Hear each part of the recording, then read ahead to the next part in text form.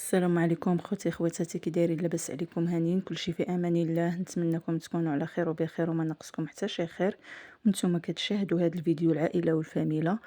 وكنقول لخوتي خواتاتي عافاكم اللي دخلت وشافت الفيديو ديالي، ما تنسانيش من لايك وبارطاج وكومونتير وتفعيل الجرس باش يوصلكم كل جديد ديالي. وشكرا الاخوات اللي معايا في القناه، كنقول لكم شكرا لكم بزاف بزاف، ولا لا يخطيكم عليا، وانا بكم راني زايده للقدام. المهم اخوتي، هنا غادي نشارك معكم واحد العصير اقتصادي وفي نفس الوقت شي حاجه زوينه، شي حاجه هميه وفي متناول الجميع. المهم انا ديما كنجيب لكم شي حاجه اللي اقتصاديه في متناول الجميع. المهم اخوتي، بما انه الصيف وكيحتاج المشروبات، قلت غادي ندير معكم هذا العصير هذا. المهم خليكم معايا، ما تمشيو فين، وتابعوا الطريقه. هانتوما اخوتي، هنا عندي يعني 4 ديال البرتقالات ولا 5 صغيورين، وانتم الا عندكم كبارين غديروا 2 كبار، 2 برتقالات كبار و2 حامضات كبار. المهم قد الحامض قد البرتقال، ولكن انا راه عندي غير صغيورين. داكشي علاش غير بغيت نشارك معكم هاد الطريقه هذه، باش راني دايره هاد الكميه، دايره 4 ديال الحبات ديال البرتقال. المهم عندي الحامض الصغير وعندي البرتقال الصغير. نتوما الا كان عندكم هاد الشيء كبير، البرتقال كبير ولا الحامض كبير، غادي ديروا جوج حبات من الحاجه صافي، وكتشدوهم وكتحكوهم مزيان باش كديك التقيبات اللي تيكونوا فيهم ديك الكحوله كتحيد صافي، وكتنشفوهم وكدوزو ديروا هاد الطريقه هذه. كنحاولوا نشوفوا المسماضي ونبقاو نقطعوا غير ديك الجلده الفوقانيه. ها نتوما انا محيده غير ديك الجلده الفوقانيه، ما توصلوش لديك البيضه، يعني واخا تكون واحد شويه معليش، ولكن ما توصلوش كاع لديك البيوضيه صافي. وهذاك ديك القشره اللي حيدنا، هانتوما غتشوفوني في التالي شنو غادي ندير بها. المهم هنا كنحاول نقي الحامض ونحيد له كاع ديك الجلده البيضاء، نحيدها له، ما نخليلوش الجلده البيضاء والعظم.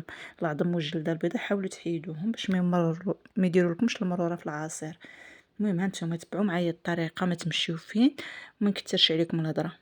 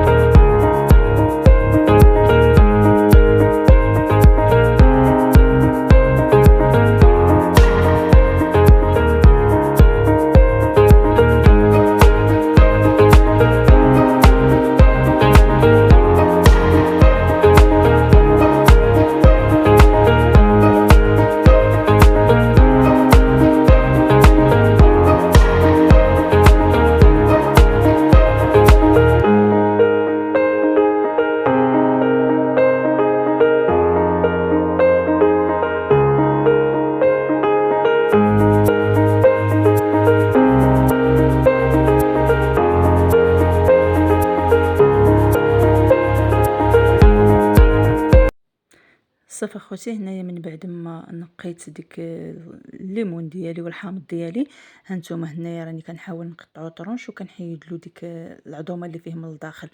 هادوك العظومه حاولوا تحيدوهم باش حيت حتى هما راه كيمرروا العصير، وغادي نحاولوا نحيدوهم. وغنبقى مستمره في هذه العمليه هذه، كنقطع العصير ديالي كامل، الليمون ديالي كامل، وكنحيد له ديك القليب الوسطاني، داك المصران اللي كيكون فيها من الداخل كنحاول نحيدو حتى هو، وكنقطع كلشي بهذه الطريقه هذه صافي. نبدا في العصير ديالي. المهم الحامض كيكون فيه العظومه بزاف، حاولوا تحيدوا ديك العظومه. عرفتي شحال ديال العظومه حيدتها انا؟ حيت الليمون صغير وديك الحامض صغير ضروري غيكونوا فيه العظومه، داك الكبير ما تيكونش فيه بزاف. المهم خليكم معايا وتابعوا الطريقه. وكنقول لخوتي خواتاتي شكرا لكم على التعاليق الزوينه، والكلمه اللي غنقولها في حقكم قليله الصراحه، كلمه الشكر قليله في حقكم. وكنقول لخوتي اللي كيشوفوا الفيديو ديالي عافاكم ما دوزوش الفيديو وما تنساونيش من البصمه. الله يجازيكم بخير. ها نتوما شوفوا شحال ديال العظومه اللي حيدت من ديك الحامض ومن ديك الليمون. وهنايا هاد الطريقه هذه شوفوا، هنا الماء يكون بارد، الماء يكون بارد. وهنا غادي نحاول ندير يطرو ديال الماء باش غادي نطحن هذا العصير، وعاد غنزيد الماء في الاخر. وغادي ندير واحد المعلقه صغيره ديال، ها نتوما كتشوفوا معلقه صغيره ديال الفيكولا. ديك الفيكولا هي المختصر ديال العصير، هذه باش كيخدموا في الحفلات العواصر. الفيكولا النشا ديال البطاطا، النشا ديال البطاطا هو هذا الفيكولا باش كيخدموا العواصر. المهم كندير واحد المعلقه صغيره، وكندير معلقه صغيره ديال السنيده الحامضه. السنيده الحامضه راها معروفه حتى هي كيخدموا بها الحلويات.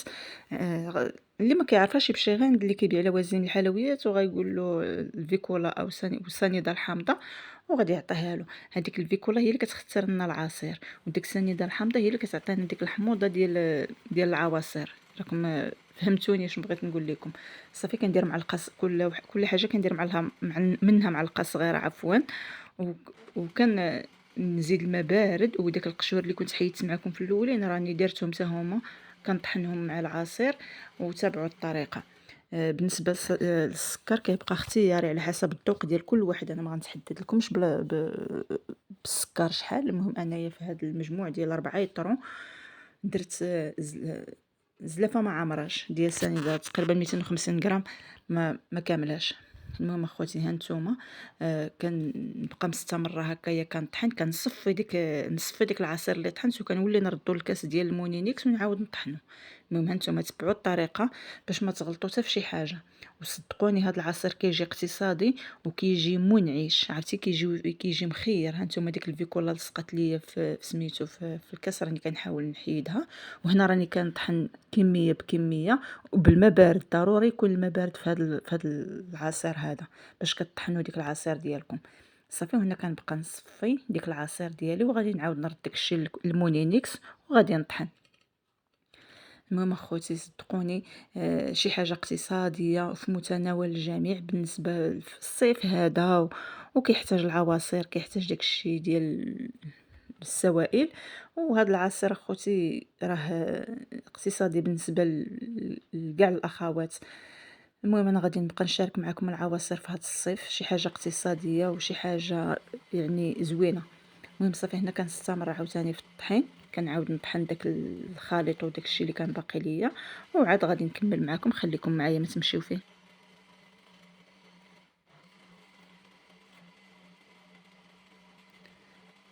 صافي اخوتي هنايا من بعد ما ساليت الطحين ديال العصير ديالي وصفيته كامل، هذيك السوبيره ما هزاتليش، وغادي نعاود نقلب في هذه السوبيره هذه باش غادي نعاود نزيد الماء. هذاك الليطرو الاول اللي طحنت به العصير ديالي، يعني طحنت به العصير، ولكن دابا راني غادي نزيد تقريبا واحد يطرو ولا 2 يطرو ديال الماء. المهم هانتوما تبعوا معايا الطريقه وغادي تشوفوا.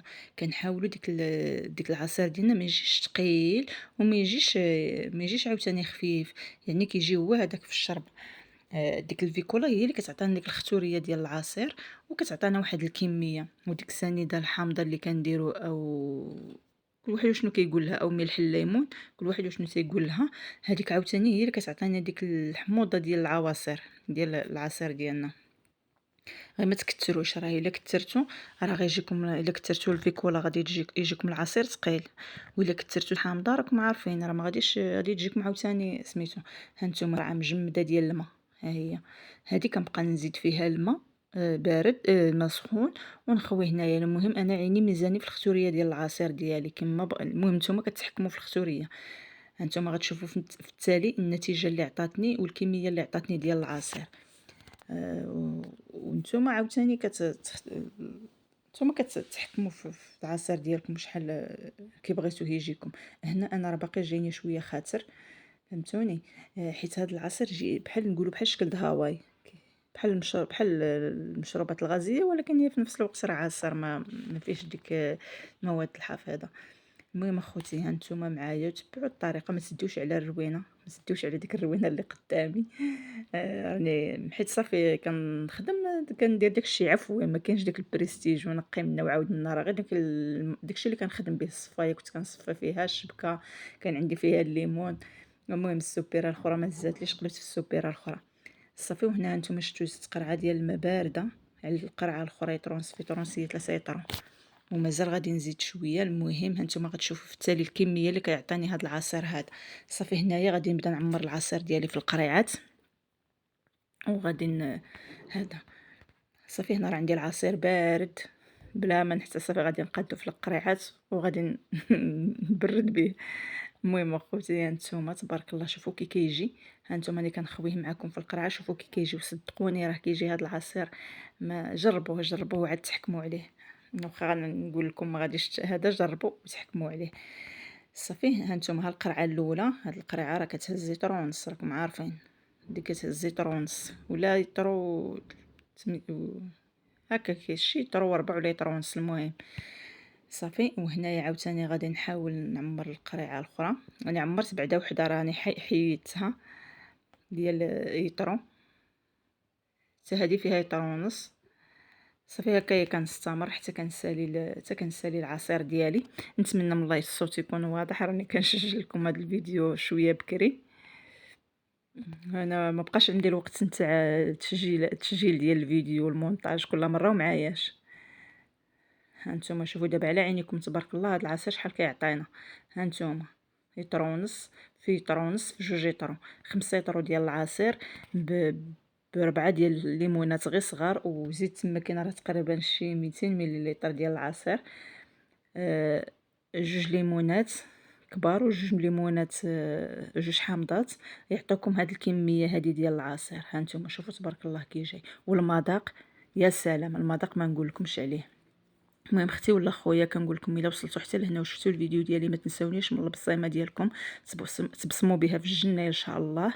وكان هذا هو الفيديو ديالي ديال هذا النهار، هاني شاركته معكم. هذا هو العصير ديالي المنعش والاقتصادي وفي متناول الجميع، ديما كنجيب لكم شي حاجه في متناول الجميع واقتصاديه. وبالنسبه في هذا الصيف تبردوا به مع مثلا كاطو ولا شي حاجه، يعني في الصيف راكم عارفين كما قلت لكم اخوتي، راكم عارفين في الصيف ما كيحتاجش الشرب ديال اتاي بزاف ولا القهوه ولا المهم القهوه غير بنادم هذا، ولكن الاغلبيه كيتمشاو هكا السوائل، لي كلاص سوائل العواصير المناضه. ولكن حنا من الاحسن كنتفاداو ديك المناضه وديك المشروبات الغازيه، وكنحاولوا نصاوبوا شي حاجه في الدار ديالنا اقتصاديه وزوينه وصحيه وكتعرفوا شنو درتو فيها.